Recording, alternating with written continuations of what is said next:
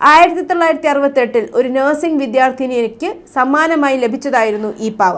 1970കളിൽ കണക്ടിക്കട്ടിലെ nursing വിദ്യാർത്ഥിനിയായ ഡോണയ്ക്ക് ലഭിച്ചതിനു ശേഷം അന്നാബെല്ല പാവയുമായി ബന്ധപ്പെട്ട് നിരവധി അമാനുഷിക സംഭവങ്ങൾ റിപ്പോർട്ട് ചെയ്യപ്പെട്ടിട്ടുണ്ട്. ഡോണയും റൂംമേറ്റും പാവയുടെ ആത്മാവിനെ സ്വീകരിച്ച് അതിനെ പ്രീതിപ്പെടുത്താൻ ശ്രമിച്ചു. അത് ദ്രോഹവും അക്രമാസക്തവുമായ ഉദ്ദേശവും പ്രകടിപ്പിക്കാൻ വേണ്ടിയായിരുന്നു എന്ന് പറയപ്പെടുന്നു.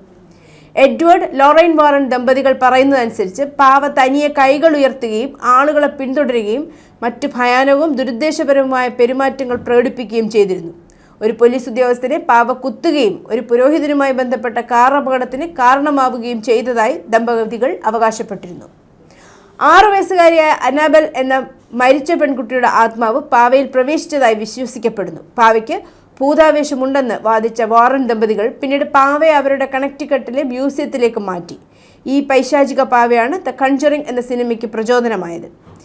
ഈ വർഷം ആദ്യം ലൂസിയാനയിലെ ഒരു ജയിൽ ചാട്ടവുമായും തീപിടുത്തവുമായും അന്നാബെൽ പാവയെ ബന്ധപ്പെടുത്തി ചില ഗൂഢാലോചന സിദ്ധാന്തങ്ങൾ പ്രചരിച്ചിരുന്നു.